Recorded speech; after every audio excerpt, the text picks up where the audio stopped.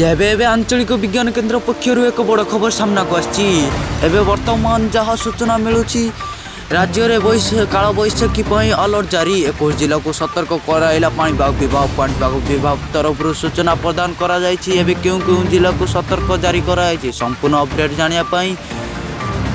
ता पूर्व आपण मैंने वीडियो गोटे लाइक करूँ सांग पाखक शेयर करूँ एवं आपण मैंने यदि आम चैनल नुआ अच्छा आम चैनल को गोटे सब्सक्राइब कर बेल आइकन को ऑन कर रखु। चलतु आज संपूर्ण अपडेट कौन जानी नवा। सारा राज्य में जारी रही काल बैशाखी प्रभाव देखा मिलूँ एथिपाई विभिन्न जिले में वर्षा लगी रही तेबे यह आहरी किछि दिन अलर्ट जारी रखी पाणीपाग विभाग आसंता 2 तारिख पर्यंत राज्य में काल बैशाखी लगी रही पाणीपाग विभाग पक्षर सतर्कवाणी जारी कराई तेबे आज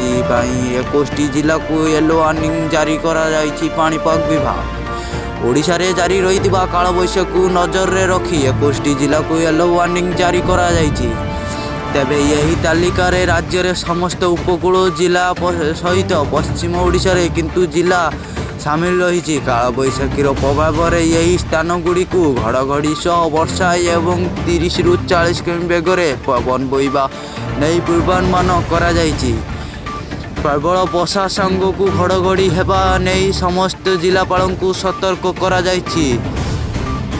एसीआरसी वर्षा को आखि आगे रखी काल बैशाखी पदक्षेप ग्रहण करने जिला मानक निर्देश दि जायछि।